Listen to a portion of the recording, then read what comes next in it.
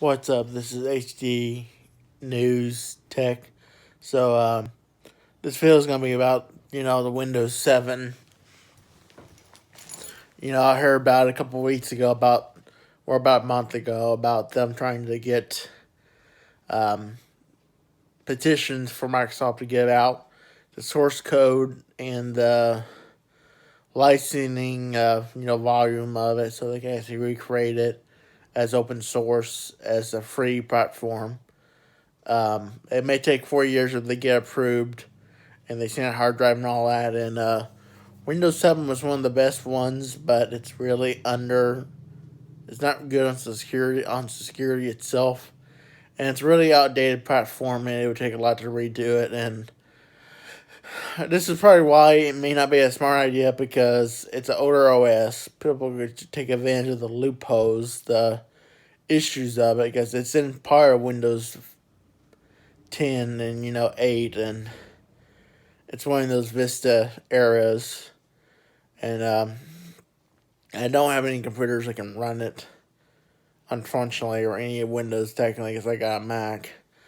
But I'm looking into either a laptop, which wouldn't have built-in graphic card, but it would have probably like an AMD, a Radeon with a Ryzen 7 or whatever it is, around 2.4 or like 1.4 gigs, but it'd be going over 4 gigahertz a little bit for the max speed, which is the total max, for a lot of these processors these days for several generations. And then AMD had their own leak of security, and Intel's constantly getting worse. By far, Intel's got more security issues than AMD does, and they just discovered another exploit that goes back 5 years. And I'm not sure my processor is affected. I got old 2013 late iMac that's got that i5, that 2.7 gigs. That's what speed is rated, and a little around 3 gigahertz, for the max. Um, it's not that much faster, but it may have a mobility to it. But it's got several, and that has slowed it down with all the updates. And going AMD might sound better, but I don't know. And there is a desktop that's got 16 gigs. I mean, the laptop would have 16 as well and be able to upgrade to 32 or DR4, but the desktop for a little over 1,000 would have 16 gigs and go up to 64 gigs of memory, and then have an upgradable video card in the future, which I think might be better for me. I just need to get a laptop that can do enough while I'm away, and it'll access my work and everything else. So, yeah, they're not cheap.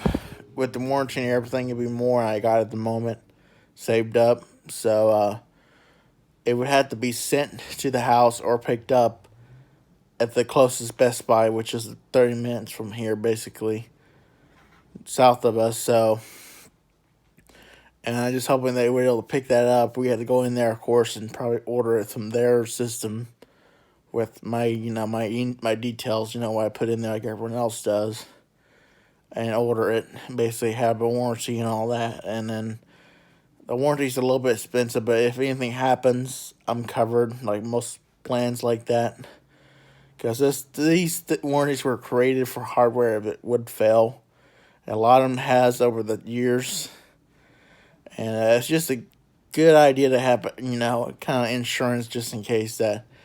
This is kind of like insurance. Say this part dies or this computer has really bad, any kind of issue really, it'd be covered for so many years. And I believe it's only used one time. That's all we can use it, which I wish they could extend it, but this is how they are. But so yeah, it might be a little bit expensive, but I would like to have a better antivirus than they gave me with the last machine I bought from them, because Red Root Security apparently stopped responding to my desktop, and they would not protect the system from anything that was, bad on the internet. So there were errors with it. It was real slow. It was supposed to be light, and it wasn't good, basically. I would probably never go back to them, because that's just It's worthless. I mean, AVG works perfectly as a free version. It may take more RAM, but it seems to be doing a better job. And I don't have to worry that much. It's snappy. It works compared to the Redroot, which probably would freak out every time I plug in like a backup device. Like I have to tell like just ignore this. This is a backup, and that's some of the reasons why I don't like Redroot that much from Best Buy, because it's just worthless. I mean, I've been watching YouTubers who test the security. I see how strong anti software for viruses, are really good, but like that one is not real good. It will not stop ransomware from encrypting those files, and that's something I can't afford.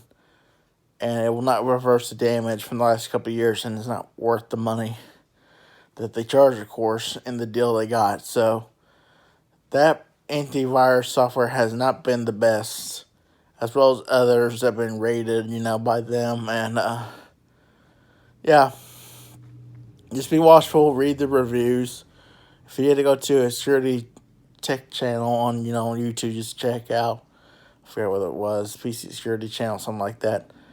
I think I might still be following them, but they usually show up demos of how good security software really is, like testing it, see if it can really catch more viruses and be more effective as it's supposed to be.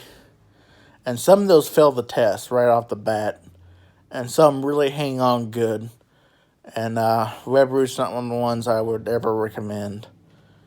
Even if they say it's lighter, technically my machine it would act up and it would deactivate, and it's just not worth it. I mean, it's just how it is, and I don't recommend them. So, if you're new to the channel, go ahead and subscribe and comment below, because it could really help. So, yeah, thanks for watching.